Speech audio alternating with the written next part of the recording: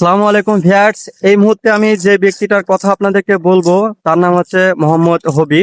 তো ওই নানা সম্পর্কে কিন্তু আমার নানা হয়। তো নানা আমরা জানি যে প্রতিনিয়ত কিন্তু আমাদের ক্যানালের যে সাইডে গরু কিন্তু চড়ায়।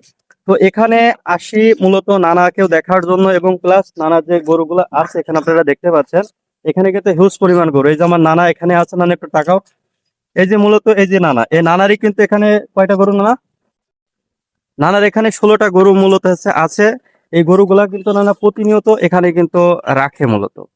তো এর জন্য কি হয়, প্রচুর পরিমাণ কিন্তু ঘাসের প্রয়োজন হয়। তো আমরা চাইলে কি হয়, দেখা যাচ্ছে ঘাসগুলা সংগ্রহ সংগ্রহ করাটা একেবারেই সম্ভব নয়। আপনাদেরকে এই জিনিসটা ক্লিয়ার করি। ইতিমধ্যে আপনারা দেখতে পাচ্ছেন যে আমাদের মাঠে পর্যাপ্ত পরিমাণে কিন্তু ধানের চাষ হচ্ছে। আর এই ধান হওয়ার কারণে কি হচ্ছে, এই গরুগুলা কিন্তু এখন এই ধানি জমিতে রাখার মতন পরিবেশ কিন্তু নাই। তো যার কারণে এই প্রতিনিয়ত যে ক্যানালগুলো আপনারা দেখতে পারেন, এই ক্যানালে কিন্তু এই গরুগুলা রাখা হয়। যার কারণে কি হয়, গরুর কিছুটা খাবার অন্তত আমাদেরকে কিন্তু বেঁচে যায়। তো বাঁচার কারণে কিন্তু মূলত হচ্ছে ভালোভাবে থাকতে পারি। তার কারণ আপনাদেরকে বলি, এই যে এখানে এতগুলা গরু দেখছেন, এর কিন্তু হিউজ পরিমাণে খাবারের প্রয়োজন হয়। এই খাবারগুলা কিন্তু সংগ্রহ করাটা এতটাও সহজ না যতটা আপনারা মূলত ভাবেন। এখানে কিন্তু আপনারা 16-17টা কিন্তু গরু মূলত দেখতে পাচ্ছেন। আর এই গরুর কি পরিমাণ খাবারের প্রয়োজন হয় এটাও অবশ্যই জানেন। আর এই মুহূর্তে আমি কোথায় অবস্থান করেছি সেটাও একটু ক্লিয়ার করে আপনাদেরকে। চুয়াডাঙ্গা জেলা আলমডাঙ্গা থানা ডাউকি ইউনিয়ন অভয়নগর গ্রামে। তো এই অভয়নগর গ্রামে আমার নানা হবিবার। তো ওনার যতগুলা গরু আছে এতগুলা গরু কিন্তু আমাদের আশপাশে অন্তত হয়তো বা কারণ নাই।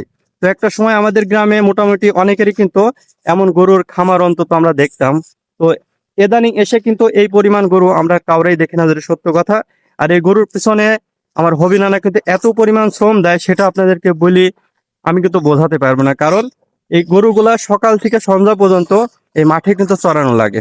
আমরা যদি মনে করি যে গরুগুলা শুধুমাত্র বাসায় খড় দিলে হয়ে যায়, বিষয়টা কিন্তু এমন নয়। এখানে যে গাভী গরুগুলা আছে মূলত, এই গাভী গরুগুলার জন্য মূলত কাঁচা ঘাসের কিন্তু প্রয়োজন। আর এই কাঁচা ঘাসগুলা শুধুমাত্র মাঠেই পাওয়া যায়। তো মাঠের বাইরে কখনো কিন্তু এই কাঁচা ঘাসগুলো পাওয়া যায় না। যদি কাঁচা ঘাসগুলা গাভীদেরকে খাওয়ানো হয়, সেক্ষেত্রে অনেক বেশি দুধ কিন্তু এই গাভী গরুতে দিয়ে থাকে। তো আজকে অনেক বেশি কথা বলে ফেললাম, আর প্রত্যেকটা ভিডিও মূলত এই মানে গরুর ভিতরে করে ফেললাম। তো অবশ্যই ভিডিওগুলো কেমন লাগে অবশ্যই বলবেন। আর আগামীতে অবশ্যই আরো ভালো ভালো ভিডিও দেবো। সেই পর্যন্ত সবাই ভালো থাকবেন, সুস্থ থাকবেন। আসসালামু আলাইকুম।